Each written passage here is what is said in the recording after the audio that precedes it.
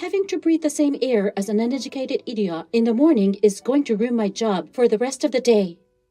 Every day, the other employees and I had to put up with the abuse of an elite chief who had graduated from a prestigious university. One day, when I couldn't put up with her anymore and countered, she said, "You should notify your bosses or something. I am one of the elite. Nobody's going to listen to a dropout like you." The chief looked completely victorious. However, one word from the president who passed by changed her attitude completely. "Hello, my name is Daniel Smith. I got a job as a sales at the subsidiary of a certain company right after graduating from high school. My father was injured in a traffic accident with a motorcycle and could no longer work properly, so I worked after high school instead of going to college. I got a job at this company through my father's introduction to support my family instead of my father. This company's employees got along well with each other, and it was a pleasure to work there. My boss is nice and my colleagues are easy to get along with, so I don't have to worry too much about work.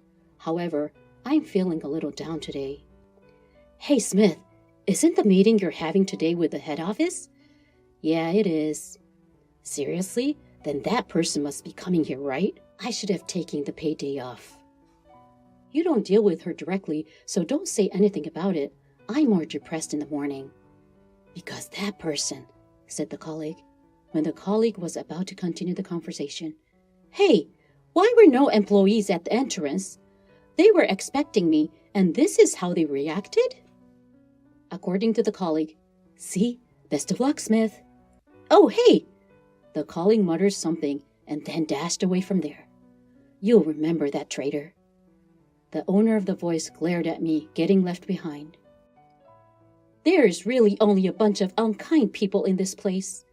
It annoys me that I have to go out of my way to speak with these people. Please accept my apologies. I wasn't expecting you to arrive so early." She is the manager Jones, who travels from the headquarters on a regular basis for meetings, etc. She graduated from prestigious university, and as such, she was hired as a mid-career executive candidate. On the other hand, she was arrogant and made fun of the subsidiary's employees. "Whatever. They are all, as usual, uneducated and inept. You make even me look like an idiot. I need to get out of here as soon as possible, so please begin the meeting." "Could you please wait a little longer until one more person in charge arrives? He's already on his way." "What? You're going to keep me waiting? First and foremost, aren't you supposed to be ready to start as soon as arrive from the headquarters?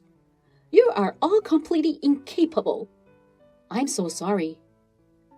"You arrived 20 minutes earlier than expected, but you are unreasonable." I want to talk back to her, but the person I was speaking with was from the head office, and she was an elite, recognized by the head office. I'm not sure what the company will do if I go against her. We complained to each other at the subsidiary company, but in the end, we never oppose them and always endure. I was working as usual, then one morning, as I was driving to work as usual, I noticed an elderly lady crouching down distressfully in the middle of the road. It should have been an emergency, but the people around me didn't want to get involved or didn't know what to do, so they pretended not to notice her and walked past her. "Are you okay, Granny?" I dashed over to her and called out, but the old lady was not responding because her breathing was labored and she was unable to speak properly. "I'm going to call an ambulance right away." I pulled out my phone and dialed 911. We all went to the hospital together when the ambulance arrived. "It's okay to go home," the nurse said. "We'll take care of it over here until her family arrives." I had already informed the company that I will be late, and I was concerned about the grandmother, so I stayed with her until her family arrived. Fortunately, she was not in danger, and she could leave the hospital after a few days. We were overjoyed. A few weeks later, suddenly, I got a transfer order to a branch office of the headquarters. It was a direct order from the president of the headquarters. I was debating whether I should go to the main office, but my colleagues said, "It's proof that your effort has been noticed. Go ahead and give it your all." They encouraged me, and I decided to transfer. My first day at the headquarters was hectic. First, I decided to greet each department individually. On my way there, I found the chief's bag in the corridor and hurried up to greet her, but she noticed me and gave me a disgusted look. "What are you doing here, you moron? Aren't you a little out of place?" "Good morning, Chief. I've been assigned here." "Oh, you're being relocated here? What exactly are they thinking?" The chief ignored my greeting and swore at me. "Having to breathe the same air as an uneducated idiot in the morning is going to ruin my entire day at work." "Chief, I'm sorry for making you feel that way." "Oh, please stop talking. Please do not approach me. I'm busy. Keep out of my way." Chief is in a bad mood today, and she wouldn't let me finish what I was saying. She waved her hand around as if attempting to flick off the swarming flies. Trying to continue the conversation at this point would be pointless. I gave up and returned to work. When I returned to the floor where the chief was, I overheard her cursing her subordinate. "You are inept. Why can't you do something as simple as this? This is something that even a new employee could do." "I'm sorry," says the employee. The employee's error was discovered, and she is very upset about it. The employee who is being yelled at tightens his fist, bows his head, and endures. "If this is the case, it will be far preferable to have another employee work for me rather than you. You are no longer useful to me. Get your desk cleaned up and out of my way." After saying these words to the employee, she turned to face me and our eyes met. She had already looked unhappy, but she twisted her face even more and glared at me. "What? You got back? Didn't I tell you to stay out of my way this morning?" "Please relax, Chief. I have something to tell you today." "Stop talking. Everyone is arrogant. I don't have time for stupid, incompetent people like you." The chief left the floor and slammed the door as hard as she could. I talked to the employee who had just been yelled at by the chief, frowning at the sound of the door closing violently. "Is that chief's typical attitude?" I asked. According to the employee, "It's not just common. It's something that happens every day. She constantly disrespects me. That woman."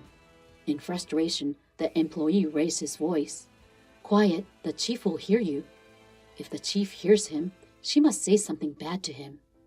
I did everything I could to calm him down. "I've been enduring this for a long time, but I can't take it anymore," the employee said. The employee stumbled towards his desk and pulled a white envelope from a drawer. "Don't tell me this is a resignation letter," I said. According to the employee, "Yes, it's something I've been considering for a while. My previous workplace was more peaceful, and each day was fulfilling and enjoyable, but since the chief has arrived, this place has changed into hell." He rubbed his desk sadly. On his desk, there were numerous documents and notes. He must have liked his job and worked tirelessly. "I understand how you feel, but don't you feel frustrated that all of your hard work has been squandered by only a chief?" "Of course, it's aggravating. I'm aware of how hard I've worked here. I've been at this job longer than she has, and I've done my best. But this is..." I can feel his frustration and sadness, which is nowhere for it to go. Chief says thinking like that, but there must be employees who trust and rely on you. Why don't you stay a little longer for those people? Even if you just say a little more. "Don't worry, I'll handle it. It is not you who should quit." "What? What exactly do you mean?" I went to the chief, leaving the questioning employee behind. "We cannot have any more employees who are mistreated like him. That is why I have come here." I quickly followed the chief and found her in the break room drinking tea. "Chief, may I?" I asked. The chief noticed me and looked broken-hearted. "Are you still here? You're as persistent as a fly. I'm taking a break. Please leave me." The chief looked tired, possibly because she had just raised her voice. I pushed myself to say to her, "Chief, I will conduct a thorough investigation into your harsh words and actions towards our employees. You may be subjected to appropriate measures based on the results." My abrupt words stunned the chief. "What are you talking about? Have you started playing hero to cover for that incompetence?" "No, I'm not." "Why don't you go tell your bosses about it? I am an elite. You should know that I have the support of my superiors. Nobody will listen to drop out like you from the subsidiary." The chief exudes triumph and laughs hysterically. Then out of nowhere, a man appeared from the other side. "Smith, it's you. How are things going for you?" It was the president. "I'm trying to do my best, thanks to you."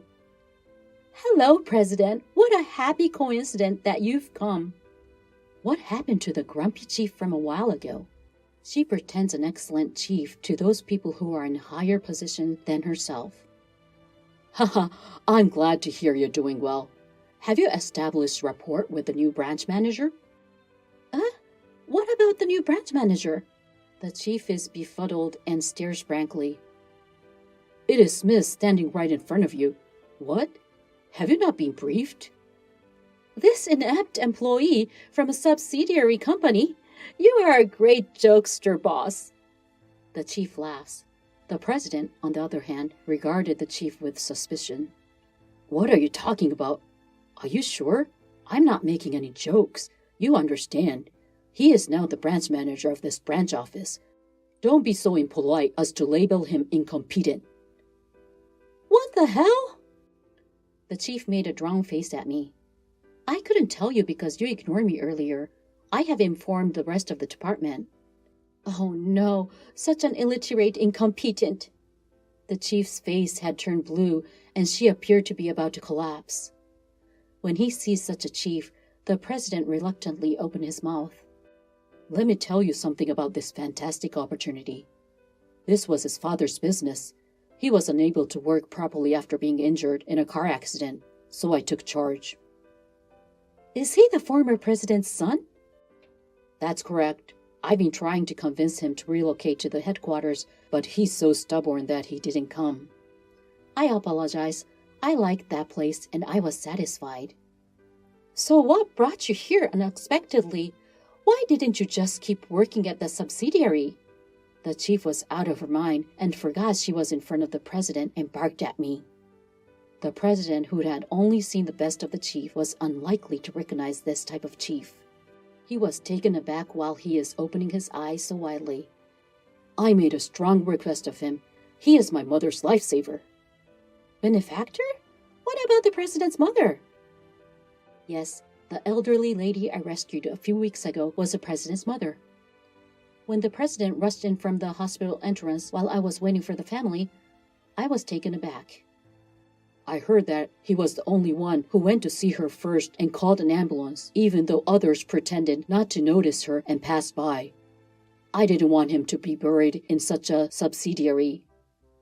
"So you personally appointed this guy as a branch manager?" The president nodded and said, "That's correct." I wondered if I was qualified to be the branch manager on the day I was appointed.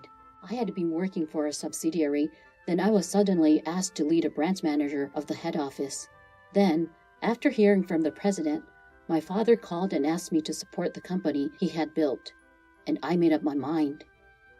That's why I've given him the position of branch manager going forward. Don't be disrespectful any longer and pay close attention to what Smith says," the president said sternly to the chief before leaving the room. "That's the reason, Chief. I'm back in front of the chief again. You are mistreating not only your subsidiaries, but also your direct subordinates. I understand the frustration and sadness of being mocked because I am a low-educated incompetent. No. Now that I'm the branch manager and have witnessed this situation, I can't ignore it, so please be prepared." "No." The chief sat down on the spot and began to weep because her elite pride severely wounded. It's no surprise. The person she had always looked down on because of less educated than her was suddenly in a higher position than she is, and she told me she was going to get rid of. Thus ended my difficult days. The next day, a detailed fact-finding investigation of the chief was conducted. As a result of interviewing several employees and subsidiaries who had had relations with her, a number of terrible comments and actions were reported. The punishment was disciplinary grounds. Upon receiving the news, the chief left the company as if she has no soul without talking back.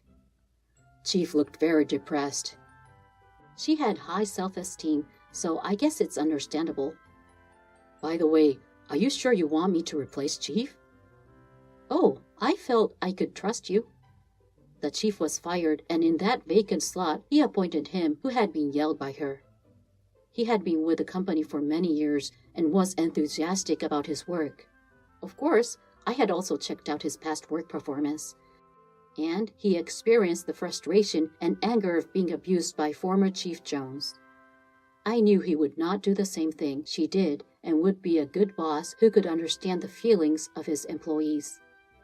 And as for me, I tried to do my job from the same perspective as the employees without being confined to the position of branch manager, referring to a subsidiary with which I was in good relations before. I interviewed each employee on a regular basis and asked for their opinions. I also held study sessions for employees in higher positions on how to lead and tried to deal with employees as much as possible. Thanks to these efforts, the atmosphere of the company gradually improved, and it became a good place to work, reminding me of the subsidiary where I used to work. Well, Smith, I'm sorry about Jones, but thanks to you, this company is doing very well. Oh, I'm afraid. At a later date, I was called into the president's office for a coffee. He wanted to talk to me about recent workplace. I am getting old. Eventually, I'd like Smith to succeed me. Ha ha ha. With all due respect, Mr. President, I don't see myself becoming president. What? Why do you refuse? Your father would want the same thing. I want to be on the same side as the employees, supporting this company together from the same perspective, and being involved with the customers. It will be very difficult to do that once I become president, won't it? The president scowled at my words and then laughed. Ha ha ha, you really are a funny guy. Normally, you would be happy to accept the offer. Am I an eccentric? No, that's fine. That's exactly the kind of Smith I'm looking for. The president tapped me on the shoulder a little harder. You have a meeting soon, don't you? Go work hard.